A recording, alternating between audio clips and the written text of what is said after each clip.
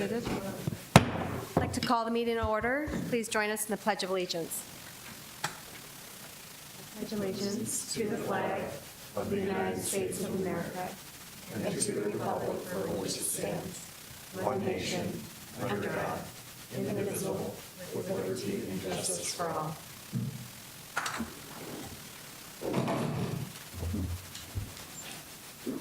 All right, good afternoon. We have any persons wishing to address the board? Vicki, thank you. Can I get an approval of the minutes of the December 6th meeting, please? So moved. Second. Any discussion? All those in favor signify by saying aye. Aye. Opposed, same sign. Can I get approval of the agenda, please? So moved. Second. Any discussion? Seeing none, all those in favor signify by saying aye. Aye. Opposed, same sign. I didn't see any conflicts of interest. Skip that. Can I get approval of the consent agenda, please? So moved. Second. Any discussion? All right, all those in favor signify by saying aye. Aye. Opposed, same sign. All right, moving on to the reports of the president.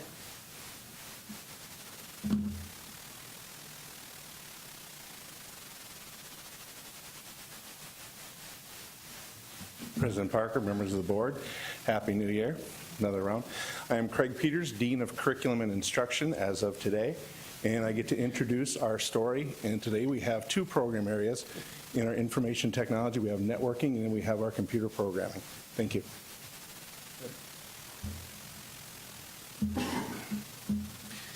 President Parker, members of the board, my name is Todd Woolwind. I'm the lead instructor for the CIS Information Technology Department at Southeast Tech. And we just want to take a few minutes and talk about our department, give you our story. Again, my name is Todd Woolwind. I've been at Southeast Tech for about 20 years. I started at SDSU, worked there for quite a while. I received my master's in industrial management and several certifications in IT. My name is Merrill Pepper. I've been at Southeast for about 20 years. I'm Cisco CCNA trained. I worked at Gateway for about 3 years, Connecting Point for a year before Gateway, and my area is network administration. My name is Ken Schaefer. I'm actually an instructor here for about 9 years now. I originally started as a part-timer here. I'm a former graduate of Southeast Tech. I'm the primary security program advisor. Some of my qualifications, I do have extensive training in VMware and Red Hat Linux. I do possess a Bachelor's of Science in Network and System Administration, as well as associates of the same from Southeast Tech.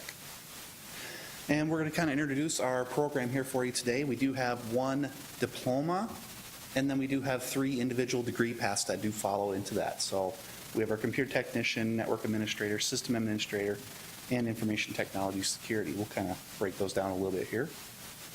Computer technician, all 4 of our degree paths, well, our 3 degrees and our diploma, start off by the same base for the entire first year, where basically they're learning about their operating systems, basic hardware, and networking, some troubleshooting skills as well. So the first year, we gather a lot of their basic skill set. After the entire first year, they can go out there and get their computer technician diploma if they wish, or they can continue on and go into one of our other different degree paths. One of our degrees is network administration. I'm the main instructor for that. Basically, we follow a national certification called CCNA, Cisco Certified Network Associate. And what the students learn to do is how to make cables, how to run cables, how to program routers and switches, which probably doesn't mean anything to you at all. But basically, if you go in a building, you see the wires running, they do that.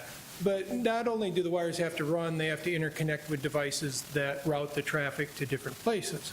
So if you are sending to an email, it would go to an email server maybe, or if you're going to the internet, it would go to the internet. There's some implied security with that also, which means that they can allow or deny traffic as they wish. And we have a full evening program for that too. We call it our night cohort. So that's based for more of the non-trad student who is working 30, 40 hours a week, wants to come back, get their degree, or their job says, hey, you need to have a degree, so why don't you go get one?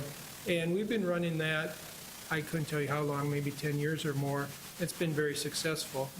They like that ability to maybe take 3 years or 3.5 years to get a degree. They don't take a full load during the semester, because that'd be almost impossible with a 40-hour work week. So it's advantageous that we're serving the community of people who are working already and need to get a degree, or don't want to quit their job because they can't afford to, so they can get a degree at night also. The next degree path we have to offer is the system administrator, and that person typically is the person who's putting the traffic on the cabling that Merrill's people built. They deal with the servers that serve out the information, web servers and content like that, email servers. So they're more in front of the PCs, and they're working with users and user rights and logins and passwords and that type of stuff.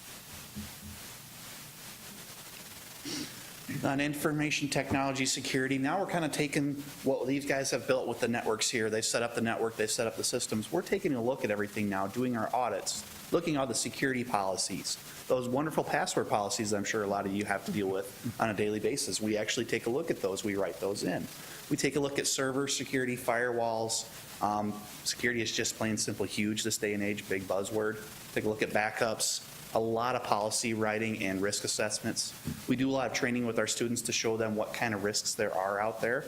Obviously, there's new ones every single day. So we try to stay ahead as much as we can, even though that's impossible, but we do a pretty good job at that. In our department, we have what we call the 80-20 rule. About 80% of what the students do are hands-on based activities, and the 20% of being instruction direction. So they do have a lot of lab time. Much of it also they can do at home on their laptops in a virtual environment. So it's a pretty neat environment. Okay.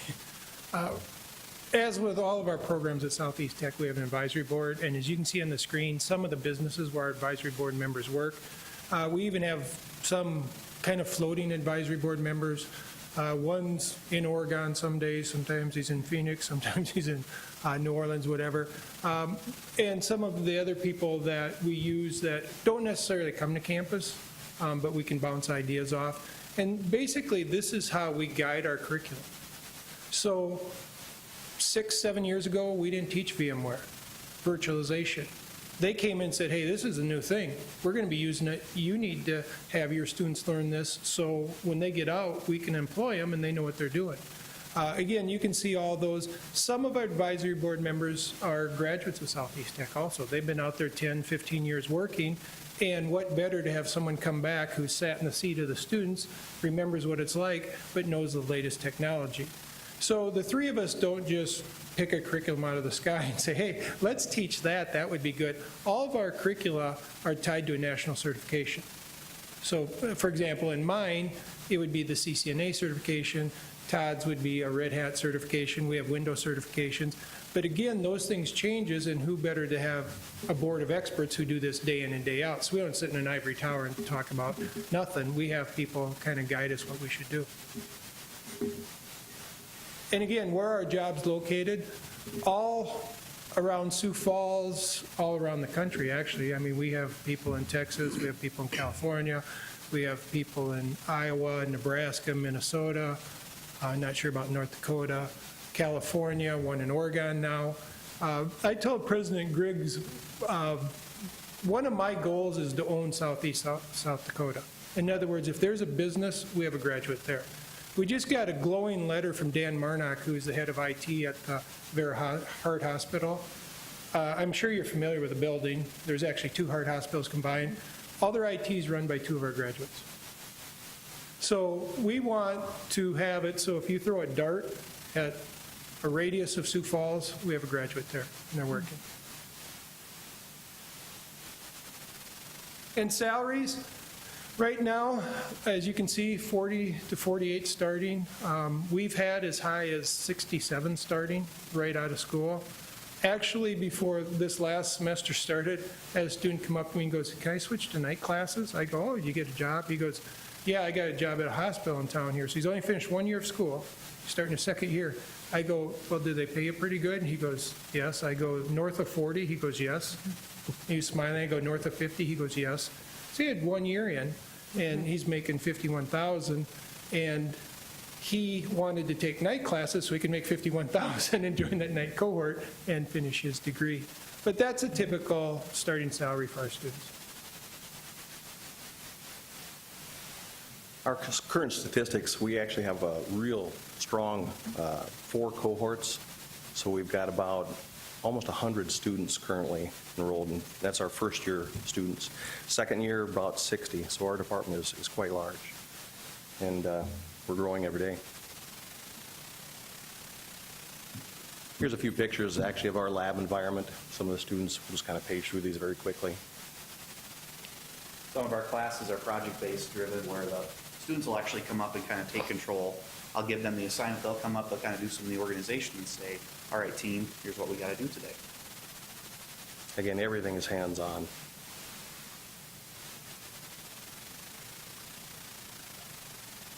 Do you have any questions for us? Yes. Is there, you were talking about cyber or security and so forth, is there any cross-training, like with we had the academic department of the police security department a few months ago here do you do any cross-training with the police training students or anything like that? No. Cybersecurity? No, I have asked the police department to come out and maybe go over some forensics, and they didn't really want to because maybe there's some trade secrets that they don't want to have out there. And then with high school, we're trying to gear up in the high schools now to provide more computer classes. It looks like, have we been in contact with Southeast Tech regarding that to see if there's any way we can help these students maybe get some more classes in high school so then we come here, we can shorten the time frame at Southeast Tech or? Yeah, that's very interesting you asked that. And what most high schools do is they'll teach a computer class, they'll do Microsoft Office, which is really nothing to do with us at all. We would love to see the high schools do more of that. CTE actually teaches a hardware class, and Dr. Peters and I have been working on getting it so that when they come to Southeast Tech, my class that I teach is 4 credits, that when they come to Southeast Tech, that 4 credits is already done. We also have one called Intro to Networking that I teach, which is another 4 credits. And if we can work with the school district where they could do that, they could essentially just come up the hill and have 8 credits done already. But most of the computer classes you see in high school really aren't anything to do with networking. Yeah, more of the Java. It would be nice. Programming. We would love that. Yeah. I notice in your pictures that they're very male-dominated. Yes. So, do you have any strategies around trying to make that more diverse? Not just from a male-female, but even I think there was a lot of just the normal kind of Caucasian male. Is there what kind of recruiting do you guys do for your students, or do you not really have to because they come to you? Our marketing department does a pretty good job. Actually, they do tailor a lot of our commercials and our ads towards different diversities, you know, and we're seeing actually a lot more female students and ESL students come to us. Awesome.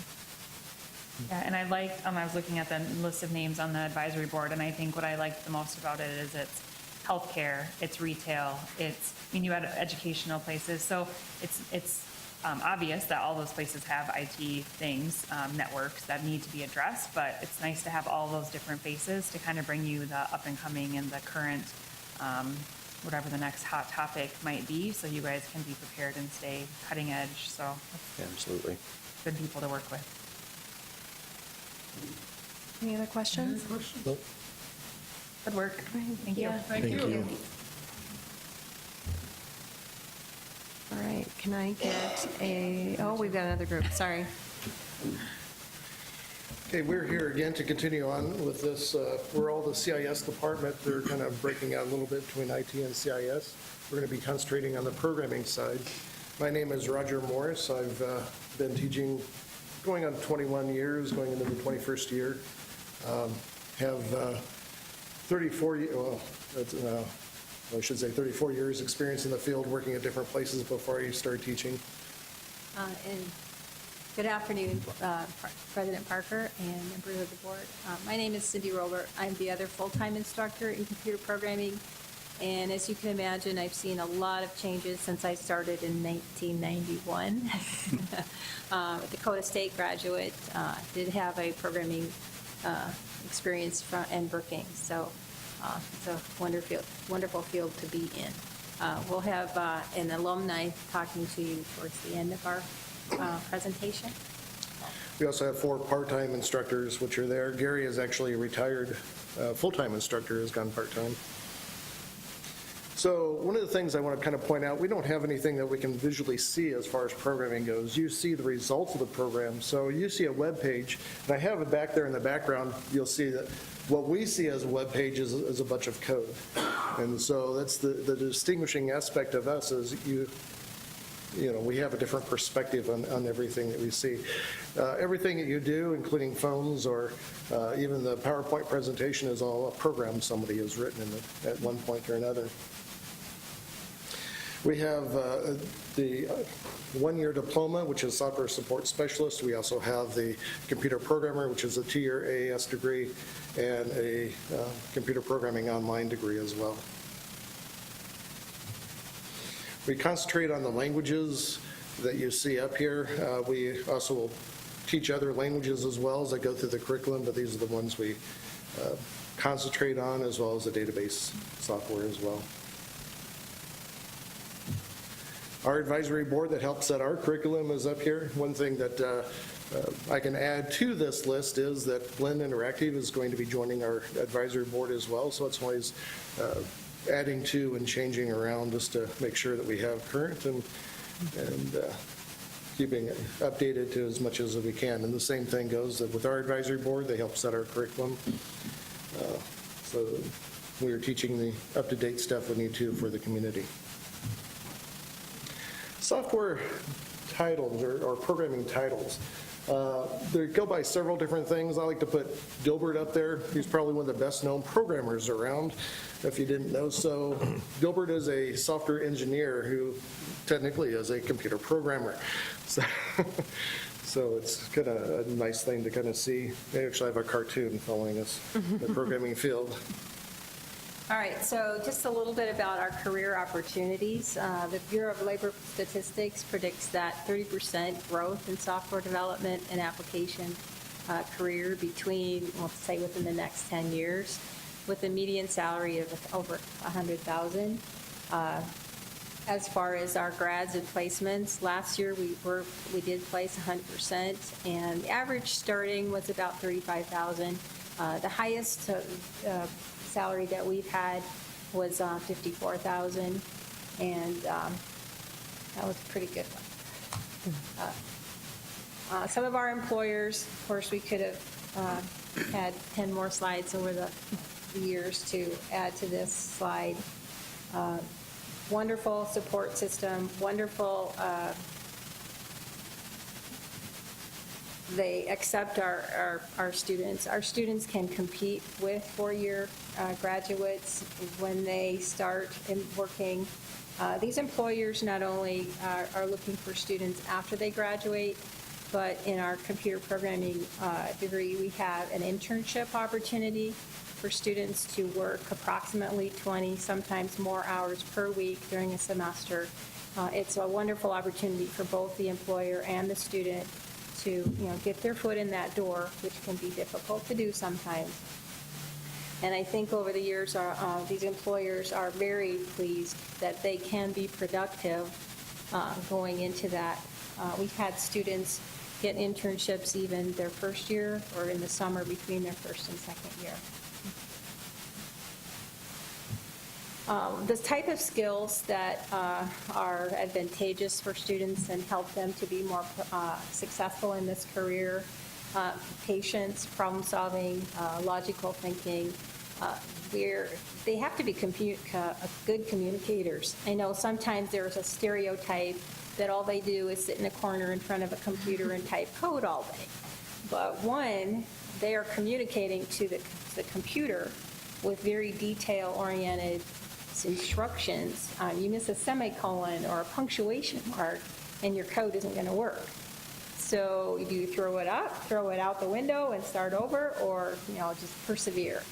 So they really do need to be patient and persistent, detail-oriented, and good communicators. And then, oh my goodness, they certainly in our field have to continue their education. It's a lifelong learning, for sure. Things change almost daily sometimes, it seems like, in the technical fields. Student data, this is one of the things that I love about teaching in a technical school. is the variety of students that we have in our classroom. And not only, certainly, we hope that they learn from us, people standing in front of them, but they can learn so much from each other. When we have students ranging from age of 16 to 60s, those people bring a lot of lifelong experiences with them that they can share. Austin, for example, is 17, and he knew right away he wanted to do this as a career. We have our online program, and we're seeing more of women and young women get into our field, I think, through the online opportunity, because I think a lot of them have full-time jobs, their wives, their kids, and, they just can't find the time to do it during the day. So she's actually from Virginia, and she's getting her degree online. Michael, as I mentioned, one of our older students, was just kind of brushing up on some of the skills that he hadn't been using for a while. We have students who come to us with other degrees, not just tech schools, high schools, but sometimes masters, and they want a different career, or they want to supplement their career. The enrollment numbers, our online numbers, doubled from 2015 to 16 to this past year. It's been crazy, exciting. Our traditional numbers are also improving. I would say that typically, yes, the majority of our students are going to be young males, either out of high school or, relatively, maybe within a couple years out of high school. But we see more and more students coming from other countries. That does present some challenges sometimes with language as a second, English as a second language, but good opportunities. Again, wonderful experiences that they can share with other students. So now I would like to present to you the board and President Parker, one of our alumni, Chris Jones, and he can give you maybe a little bit of information about what he experienced at Southeast Tech. Thank you. Evening. I graduated in 2009 with a computer programming degree from Southeast Tech, and then I re-enrolled right away because at that time, Hutchinson, Daktronics, and a bunch of other places just fired off most of our programming staff. And I knew me, with my background of military experience of a diesel mechanic and then a 2-year degree of programming, probably was in for a hard fight. So I went back for a degree in digital media production and graduated with that in 2011. When I was there, Southeast Tech actually asked me to start teaching. So I've been teaching at Southeast now as an adjunct for 8-9 years. Programming, then I also taught in the digital media as well. Since then, I've worked at a couple different places here in town. Presenter Media, they make a bunch of clip art and PowerPoint. I was one of the experimental programmers, I guess you can call it there. So I was making all the new leading edge technology they were using, as well as starting to do some server side stuff with the networking side of things as well. Since then, I worked for a small game studio, and I enjoyed that one. They actually got their game out in a large platform, Steam, and we enjoyed that success until a collapse of the internal department itself. The owner of it just did not know where to go anymore. So at that time, I actually left and started my own with a friend of mine, and we make mobile apps now, and we play around with that kind of on our side business. And then I'm also a assistant technology coordinator out at Brandon Valley School District. So the interesting thing there is I found out today is I've graduated from Southeast Tech, and the other 3 assistant coordinators we have actually graduated from Southeast Tech as well. Was one with a programming degree and another one with a networking degree, so that makes up us 3. The lead one's actually from, I believe, SDSU. So, but that's quick and dirty what I've been doing. So, thank you guys. Okay.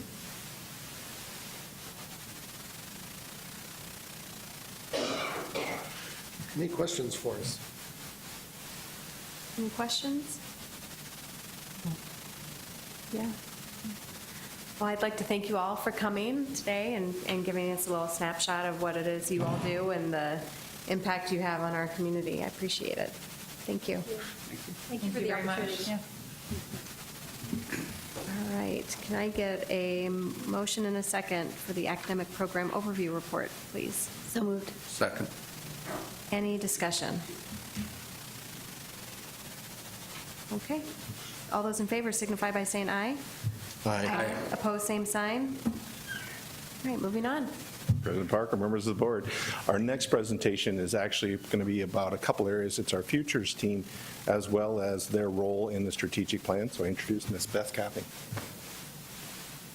President Parker, member of the board, thank you for having me today. Like you said, my name is Beth Cassing. I'm a civil engineering technology instructor and a member of the futures team. As part of the futures team, one of our main goals is to monitor the strategic plan.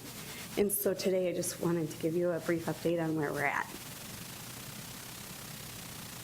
So just to review, our strategic plan is based on 4 pillars, and the foundation for that implementation is the committees, the new committee structure that we've kind of implemented, training, SPOL, which is planning software, and then evaluation. And the 4 pillars, Pillar 1 is leadership and management, which includes internal communications, student experience and retention, institutional planning and excellence. Pillar 2, marketing and recruitment, which is advocates and influencers, campaign development and management, and coordinated messaging. Pillar 3, programs and partnerships, which is relationship building, program development, and coordinated messaging, particularly articulation agreements. Pillar 4 is programs and partnerships, legislation and policy, grants and philanthropy, and resource campaign. So as the futures team, our job is to oversee how this is being implemented. So the futures team has committee members that are assigned to each of the pillars to help make sure that they're being implemented, and then they provide reports to the team. So here's just kind of a timeline. So in the fall of 2016, we received approval of the strategic plan. And then in spring of 2017, all of the pillars were assigned to committees, teams, or work groups. And we began the implementation process. And we requested approval for purchasing software, which is SPOL. And we were hoping that we would have that software soon so that we could start using this to track how we're doing. At this point, we still do not have the software, and so we've had to kind of come up with some other methods for tracking until that approval goes through. In the summer of 2017, we held a leadership training for all of the chairs and the co-chairs. And then at that, we determined that maybe some of the committees needed to be restructured and reorganized. So that was done, and then we created a tracking spreadsheet. This fall, we initiated goal target development through the committee teams and work groups. So each of those committees were designated or tasked with coming up with goals. And then it was pretty evident early in the fall that most employees weren't really familiar with the strategic plan. So we came up with a plan of training by doing an overall training of the strategic plan in our November monthly meeting, and then each pillar will be addressed at each additional monthly meeting. Also, the committees will report out at monthly meetings, and in their committee report, they will need to tie how they are related to the strategic plan. And then there's also a reporting schedule for each of those committees, so they will have to report to the futures team and to the tech council, and ultimately in the future, possibly to you. Then at Christmas, we held a biannual leadership training where, again, we brought together all of the committee chairs and co-chairs, and we kind of evaluated how things were going. And then we had them go in and look at their goals in the strategic plan and evaluate if that's what they've been working on. So just a couple terms that we've come up with were the strategic plan goals, which are actually set in the strategic plan. Then they all have to give us targets for years that they're working on towards the strategic plan, and then actions, which are the actual activities or tasks that we can measure. And this is the spreadsheet that has been developed. And again, we're hoping that our SPOL software will come through so that it'll be a little easier tracking. But for now, this is what we're working on. So you can just see that there's the goal of the strategic plan, and then the committees also have goals related to that. And then they have to tell us the target So it could be what percentage in each year of the plan that they're hoping to fulfill that. And then underneath each of those goals, we also have actions. And in the actions, they have to tell us whether they've been started, completed, or not started yet, when they're planning on starting those. So currently, after our leadership training, all of those chairs and co-chairs went back to their committees, and they have until March 1st to really evaluate their goals for this year and their targets and actions. And then at that time, the Futures Committee will look at all of that data and make sure that each part of the strategic plan is being covered by somebody and evaluating exactly where we're at. Then this summer, we'll update this spreadsheet and hopefully maybe start to use the planning software. Are there any questions? So, to go back, what's going on, what's with the SPOL, what's the holdup, I guess? Okay, so I'm going to say this, and then these guys are going to jump in. So I believe that, okay. It's a contract issue That's what I that figured, okay. they basically are doing something they didn't say they were going to do. They said we were going to get something for this amount, and then after we agreed to that, they changed the rules, so Okay, we are basically making sure they're going to follow what they said the first time. gotcha. And then what you have currently, do you feel like it's at least adequate for the time being to I go do. forward? Yeah. Yes, it took a long time to gather that information. I think Tracy and Craig and the administrators kind of worked together to gather that information, and we reviewed it several times. And after the committee members met, I think that they're now more on board and understand what they're supposed to be doing. And so I feel like it's a good tool until we can get. I like what you had for the spreadsheet there. And what, is it a shared document area or where, so that It team is. members, okay. It is actually shared on SharePoint, and they actually have to put all of their strategic plan information on the top of the minutes in their agenda.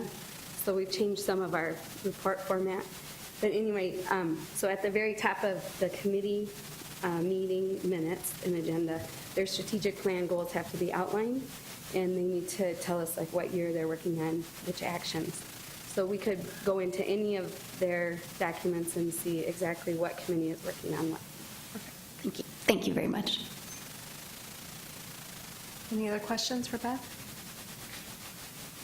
Thank you, Beth, for the update. Thank you. Can I get a motion and a second to approve the Futures Committee report, please? So move. Second. Any further discussion? Seeing none, all those in favor signify by saying aye. Aye. Opposed, same sign. Okay, on to the next report. President Parker, members of the board, I'm Tracy Nollner, Vice President of Student Affairs and Institutional Research. In this particular case, I'm more interested in the institutional research. That's always, enrollment is always a big deal to an IR person as is retention. Today, we have two individuals who are going to give an update of where we are in terms of enrollment. So I'd like to introduce first Megan Fisher, who is our new Director of Admissions. Megan has now been with Southeast for 18 days. Oh, 18 days. 18 days. So we're really glad to have her here. And she's already making some wonderful changes and looking for some new things that will help us. So we're really glad she's here. And we also have Christy Wortham's here. Christy is our registrar, and of course, a registrar is always working with enrollment. So they're going to give you the report on how we're doing as far as enrollments. All right. Good afternoon, President Parker, members of the board. It's always fun to come and talk to you guys because it seems like I've been bringing you a lot of good news, and it's not stopping now. Just to let you know, classes start on Monday, January 8th, and then we do take a 10-day count snapshot on the 10th day. So on January 19th will be when we do that at the end of the day.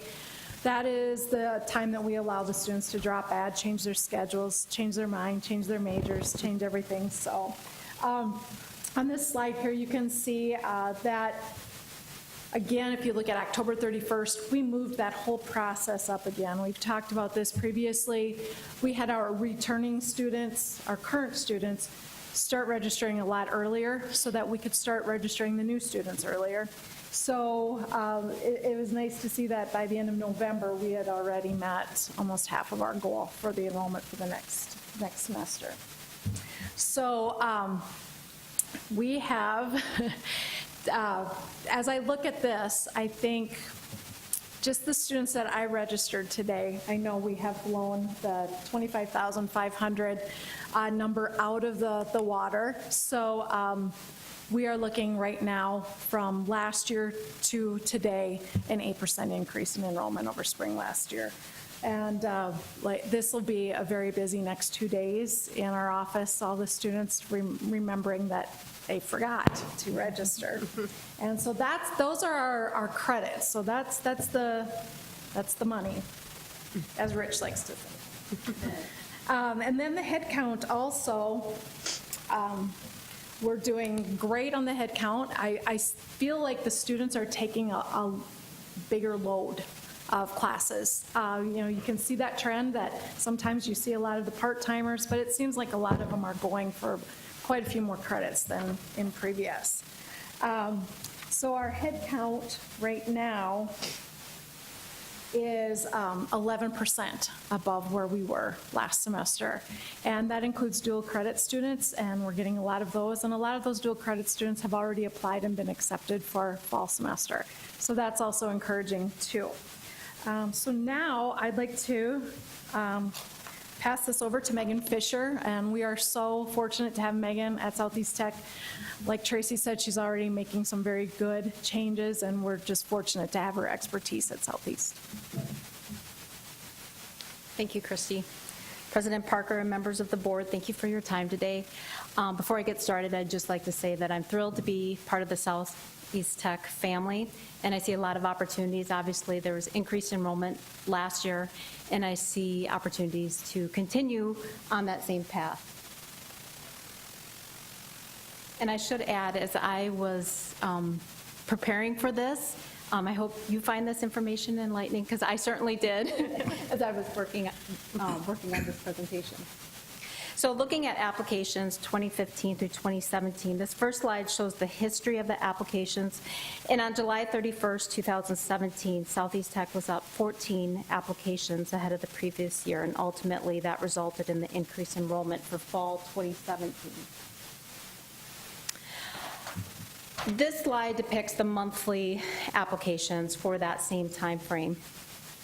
And the strategy, as Christy said, has been to move up the process, and we'll continue to look for best practices that will allow us to do that even better in the future. So we exceeded fall 16 counts during 4 of the 8 months, and it's important to emphasize the months were February, March, April, and May. And that definitely supports our move up the process tactic. So looking at fall 28 applications, obviously fall 2017 is the year to beat. And again, you can see that strategies will continue to help us keep the red line steady above last year. Now this slide of monthly application volume, again, emphasizes that strategy that's really been, I can tell that the team that I have the privilege to work with in the admissions office, I mean, this has been hammered into them. And, that's one of the things moving into a new role. You get to know your team a little bit, and I'm thrilled with the people we have on the front lines. We're very fortunate to have all of them. And so they're all about continuing to move up this process.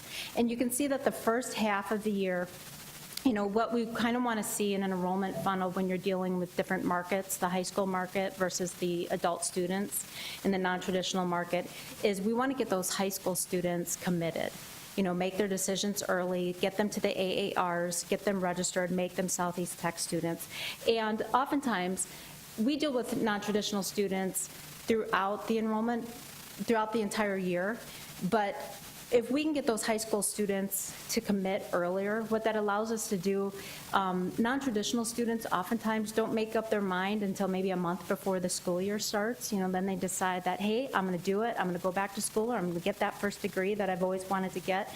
And so those are the ones we want to deal with in the summer, not those high school students. So looking at fall 2018 applications, you can see the numbers comparing December 31st, 16 to December 31st, 17. So we are up 241 applications, or 19%. Looking at admitted numbers now for 2015 through the 17. If you look at the 2017 line, the green line, you can see that there's that spike in March.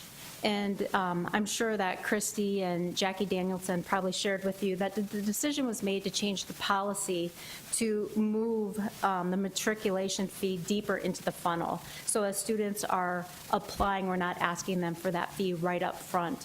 We're getting them to the admitted stage, and then when we invite them to the AAR, then they're paying the fee and becoming registered and committing to Southeast Tech.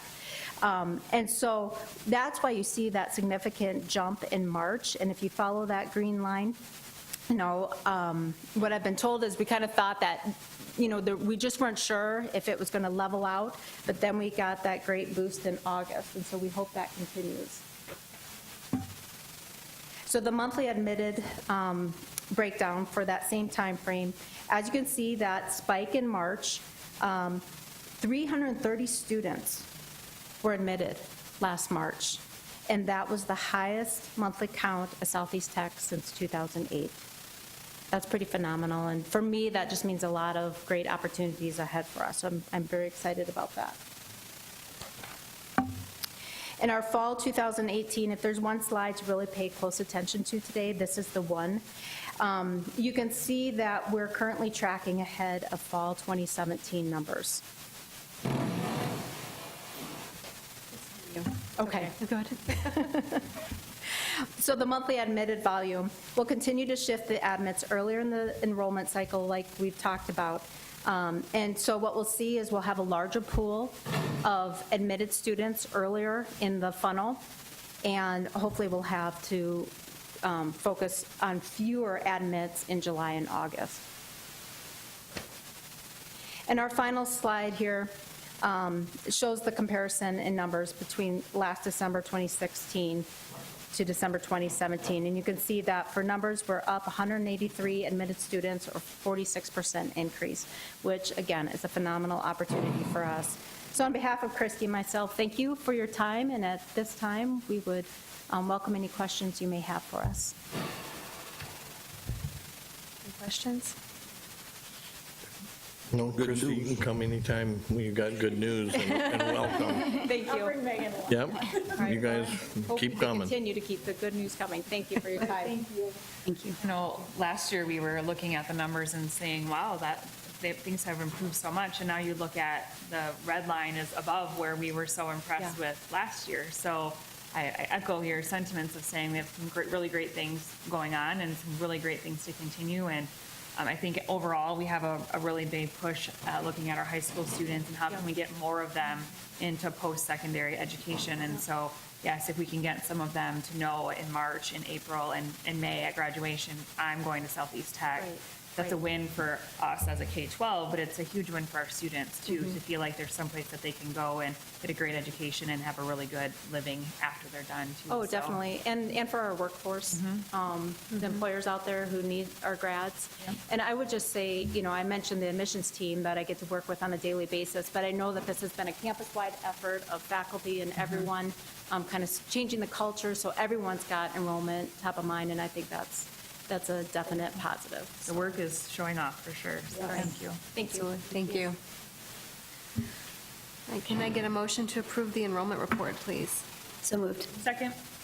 Any further discussion? All right, all those in favor signify by saying aye. Aye. Opposed, same sign. All right, moving on. Sorry, President Parker. we know it's not you. It's Members of the board, something up Jim there. Jacobson, Vice President of Academics, and no, I hope it's not me. That's a tough report to follow. We want to commend the entire campus, as Megan said, for the hard work. It really has been a team effort. I would like to update you on some activity that's happened at the South Dakota Board of Technical Education. On December 15th, 2017, Southeast Tech had a number of academic agenda items at that meeting, and I'd like to update you on what happened during that meeting. As you know, we've given you a number of reports on a proposed vet tech program that we've been working on. And at that meeting, we had our veterinary assistant diploma and veterinary technician associates in applied science degrees approved by the Board of Technical Education. That's really great news. I really want to recognize Dr. Peters and Lon Hurd, as well as a number of other individuals, actually some team members from Globe, for the help that they've done as we put that prospectus together to bring that program forward. However, at this point, we have that on the books to start those two programs, but right now we do need significant financial assistance from either the state or industry to start that program. I believe we've shared with you that we worked with Representative Mickelson to submit a future funds proposal to the governor. We have not heard on that. To start this program, we're looking at about a $2 million budget to just get the program started. We worked with Jeff Kreider and his team to design space. We identified space in the Wood Center. We have space that we could remodel for about half of the program. And so Jeff and his team, we would have to do an addition to have enough space for that. That cost was about $1.3 million for that. And then we want our program to be accredited by the American Veterinary Medical Association. We want our graduates to be able to sit for their national boards. That's what employers have told us is important. And we have $186,000 in required equipment to outfit the program to meet those requirements. So we're really looking at about a $1.5 million budget to get the program started. That's without hiring staff and faculty for that program. So we'll continue to work through that process. We had a really good meeting with the South Dakota Secretary of Agriculture right before the holiday break. He gave us several good ideas, but I think the exciting thing that we walked away from, he was really supportive of the program, that the state and the region needs this program with Globe closing there. So we'll continue to work through that. We also had a request to reinstate a program. We previously had offered an accounting clerk diploma program, and we wanted to bring that program back, but we also wanted to do a name change, and we wanted to change the name to accounting clerk diploma program. Those two pieces of business were approved by the board. That name change was based on input from our faculty and our advisory committee for our accounting program and business programs. And one thing we've heard through our sector breakfasts is two main themes that we've shared with you. Industry loves our graduates, and they want more of them. But kind of a third sub-theme has been, how can they get our graduates sooner into the workplace? And so that's the response that our accounting faculty did. They said, let's bring that one-year diploma back so that we can get folks into industry quicker and help meet the need. And then we had two health programs that submitted name changes. We had our vascular ultrasound technology program requested that their program name be changed to vascular sonography, and that cardiac ultrasound technology be changed to cardiac sonography. And that was based on, again, input from industry and their advisory boards, and those two name changes were approved. If you have any questions, I'd be happy to answer them. Any questions? Good report. I suppose the question would be, anybody have any idea how we could put pressure on the Speaker of the House to get more funding? Cynthia, any Conflict thoughts of interest. Oh, I'm sorry. I'm so sorry. It's good stuff. We've got a challenge. I mean, and I kid a little bit, but when we look at the revenue reports that we're getting for the state from this last year, the numbers don't look good. However, we have to look at it, I think, and the staff at STI has done a great job. Administration has done a great job.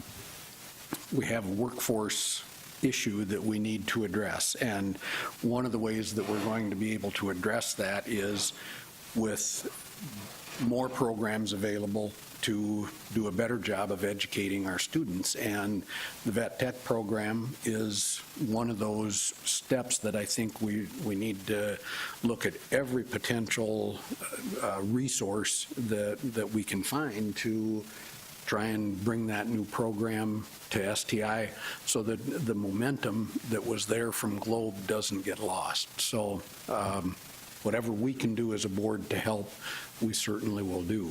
A couple of additional comments. As we work through this program, this is one program that we're just really confident there are students out there that are interested in it. And we really built the curriculum to really address a couple industry needs. The diploma program is really geared to serve the small animal vets, and the degree option is really, we put more of an emphasis on large and production agriculture, but we also embedded a couple courses that would support lab technology for the research centers. So I think we feel like there are students out there. The other comment I'd like to share with you is that we need to get in the ag business. Our horticulture programs are the closest thing we have to supporting agriculture. This would be an excellent foot in the door for us to start in some type of ag programming, and the Secretary of Agriculture really reaffirmed that for us. What other outreach are we planning on doing then to try to get some community support funding? Well, we have our capital campaign going, and certainly that's an option. And just that presence in the community, I think, is going to raise increased awareness about the great work that we do to support workforce development throughout the region. Our administrative team would welcome any additional ideas you have. If you have the ability to write a large check, we'd accept it. Get right on that. Thanks, Jim. Thanks. Yeah, I echo, what you said, Kent. I mean, we're responding to a need in the community, and I think that's what STI has shown that we do best, is, even just changing the vascular ultrasound to vascular sonography. I mean, it's what the new terminology needs, and that's what we need to bring in students, right? So, we're trying to work quickly to meet those needs, so. Any other discussion? Okay, can I get a motion and a second to approve the State Board of Technical Education update report? So move. Second. All those in favor signify by saying aye. Aye. Aye. Opposed, same sign. All right, looks like we have President Parker, one more report. board members, I was just going to update you. Today was our first day. The faculty returned for the spring semester, and so we had a great startup and a lot of good work that's been done by our committees in terms of pulling together the activities for today. But I did want to mention, I think last year at the startup, we were going back a year in time and saying, here's where we were a year ago, and certainly a number of challenges, and we've worked through many of those, and we still have many to move forward and hopefully move through as well. But one thing I wanted to point out was that we talked about, when I addressed the campus, I talked about somewhat jokingly in terms of saying that just like in real estate, when they talk about the importance of sales, it's location, location, location. Well, right now, unless we address enrollment, we're going to have a continued cycle of deficits and reductions, and that's been, unfortunately, the environment on campus for 5 long years. And so it was really encouraging this year to say different priorities. So instead of just enrollment, and I just wanted to share those with you.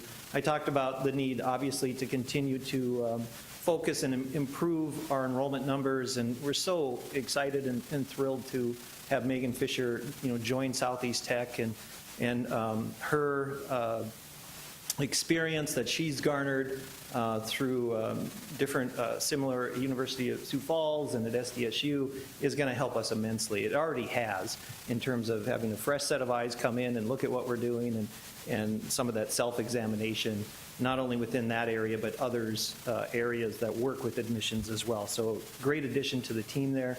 Christy Vorthrams has done an outstanding job as registrar, and she keeps so many balls in the air. I don't know how she does it, to be quite honest, but an incredible job there leading a quite extensive effort with our student success team as well, our student success counselors.